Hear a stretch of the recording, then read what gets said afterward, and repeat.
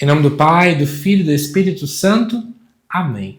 Amados irmãos e irmãs, é com muita alegria que nós estamos aqui para juntos estudarmos e meditarmos o Evangelho que a Igreja nos apresenta para este domingo, que é o 22º domingo do tempo comum do ano A. E o Evangelho deste domingo se encontra lá em Mateus 16, de 21 a 27, que nos diz assim: Naquele tempo, Jesus começou a mostrar a seus discípulos que devia ir a Jerusalém e sofrer muito da parte dos anciãos, dos sumos sacerdotes e dos mestres da lei, e que devia ser morto e ressuscitar no terceiro dia. Então Pedro tomou Jesus à parte e começou a repreendê-lo, dizendo: Deus não permita tal coisa, Senhor, que isso nunca te aconteça. Jesus, porém, voltou-se para Pedro e disse: Vai para longe de mim, Satanás. Tu és para mim uma pedra de tropeço, porque não pensas as coisas de Deus, mas sim as coisas dos homens. Então Jesus disse aos discípulos: Se alguém quer me seguir, renuncie a si mesmo, tome a sua cruz e me siga. Pois quem quiser salvar a sua vida vai perdê-la, e quem perder a sua vida por causa de mim vai encontrá-la. De fato, que adianta ao homem ganhar o mundo inteiro, mas perder a sua vida? O que poderá alguém dar em troca de sua vida? Porque o Filho do Homem virá na glória do seu Pai com seus anjos e então retribuirá a cada um de acordo com a sua conduta. Amados irmãos e irmãs, para quem não lembra, domingo passado, o evangelho que era apresentado era o famoso evangelho da confissão de Pedro em Cesareia de Filipe. É naquele momento em que Jesus pergunta: O que dizem os homens que eu sou? E aí Pedro vai dizer que ele é de fato o Messias. E agora, exatamente após isso, olha que interessante. Pedro acabou de afirmar quem Jesus é. Que Jesus é o Messias, que era prometido lá no contexto do Antigo Testamento. E ele não disse só Messias, né, mas o Filho do Deus vivo. Ou seja, ele reconhece que Jesus tem, de algum modo, uma natureza divina, uma origem divina. Porém, a gente vai perceber no Evangelho de hoje que Pedro ainda tem limitações na compreensão de Cristo. Por quê?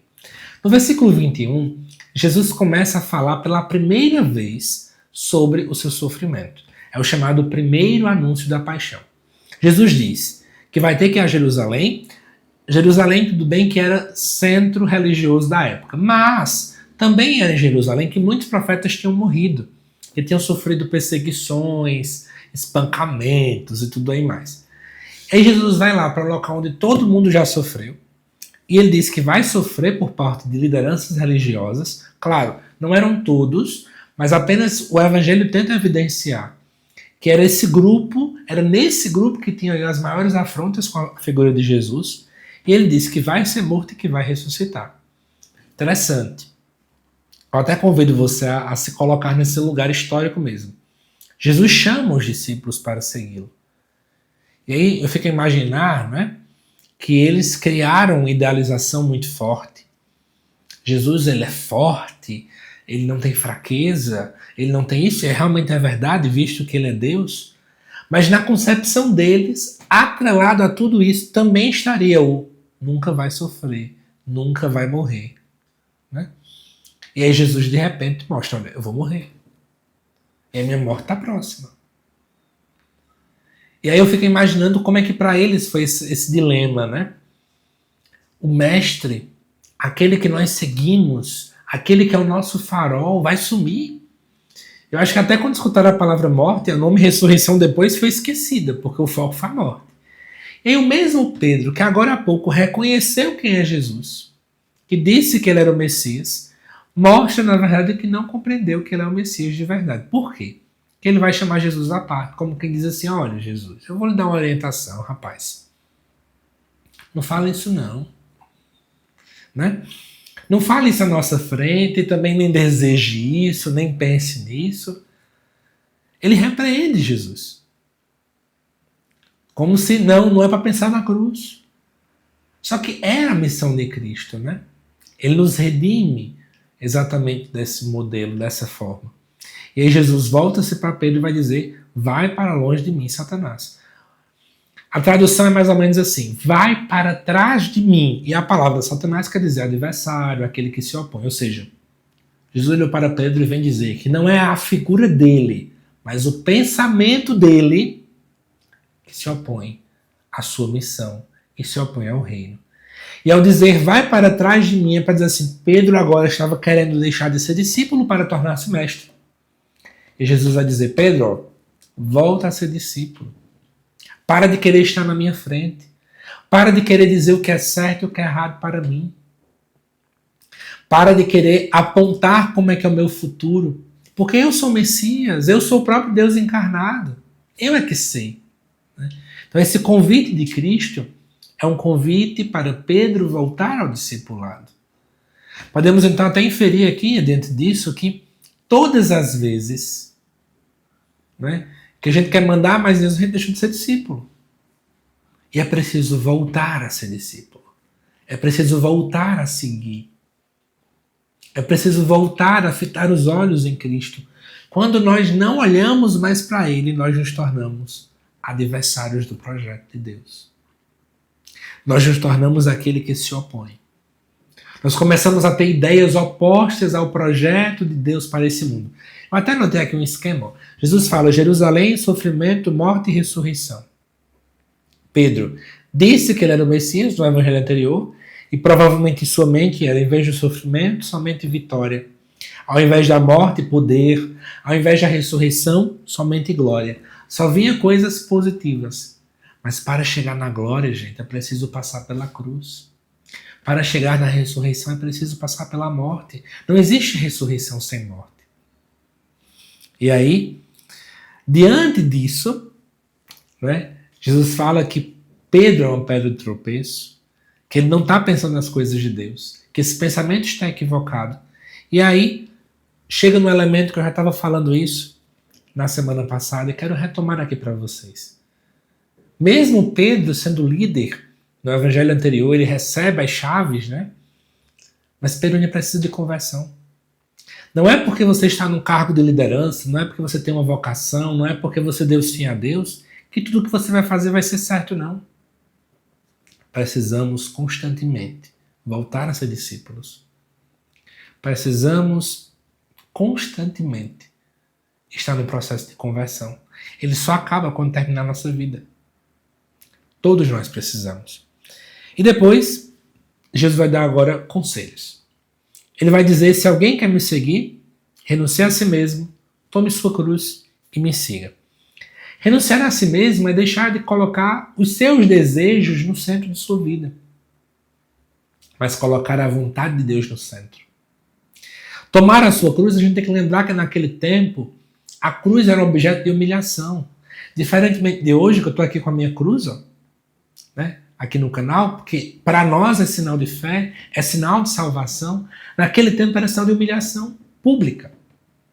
Então podemos pensar em tomar, carregar, levar consigo humilhações pelo anúncio do Evangelho, perseguições pelo anúncio do Evangelho, ou até o martírio se preciso for, e carregar. Carregar acaba sendo seguir fielmente. Eu não vou abandoná-la no meio do caminho, mas eu vou carregar tudo isso. 3 conselhos: renunciar a si mesmo, tomar a cruz e, obviamente, seguir Jesus. Voltar, então, a ser discípulo, como eu já pontuava. E aí Jesus vai dizer, quem quer salvar a sua vida vai perdê-la. É bem contraditório isso. Todo mundo vai querer salvar a sua vida, é óbvio. Mas o contexto é para dizer assim, quem colocar o seu desejo, a sua salvação pessoal acima de tudo, como se não está se preocupando com Deus, com o que Deus pensa, mas sim em você vai perder a sua vida. Mas aquele que colocar, né, a vontade de Deus, e como talvez por consequência chegar a ser morto, a ser perseguido, essa pessoa vai encontrar a verdadeira vida. Porque somente em Deus encontramos vida. Somente nele encontramos sentido.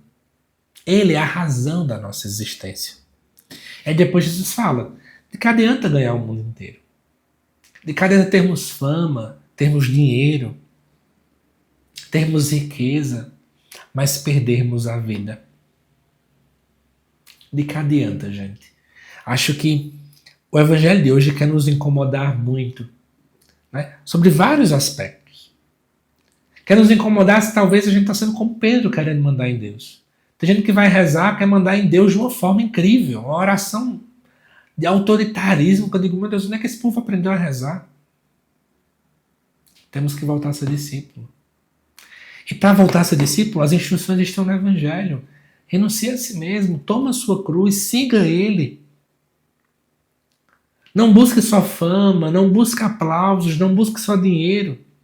Não busque focar em ganhar o mundo inteiro e acabar perdendo a vida. Geralmente as pessoas falam disso, né? Fulano chegou, se aposentou, chegou lá nos seus 60, 70, 80 anos. E agora chega e diz, o que foi que eu fiz na minha vida, né? Mas eu vou mais além. Que achar quando a gente morrer um dia. Pode ser daqui a 2 minutos, 3 minutos, daqui a não sei quantos anos. Eu posso chegar e dizer assim, não amei a Deus, não fiz a sua vontade. Então, infelizmente, perdi a vida eterna. Será que é isso que a gente quer quando chegar lá no final dos tempos? No nosso juízo particular, assim que morrermos? Observarmos que não buscamos fazer a vontade de Deus? Eu finalizo, gente, voltando aí para o início. Cuidado com os nossos pensamentos, que são pensamentos opostos à vontade de Deus, que seriam pensamentos satânicos. A palavra Satanás é aquele que se opõe ao projeto. Será que nós temos pensamentos opostos à vontade de Deus? Ou até mesmo nós cultivamos pensamentos assim, deixamos esses pensamentos crescerem dentro das nossas paróquias, comunidades, família. Seguir o caminho do nosso Senhor não é fácil, mas é esse caminho que nos leva ao céu. Não cultivemos essas ervas daninhas que querem nos tirar do caminho certo. Para isso a gente tem que podar, cortar o mal pela raiz. Que Deus te abençoe, amado irmão, amada irmã. Te aguardo nos próximos vídeos aqui do canal. Até mais.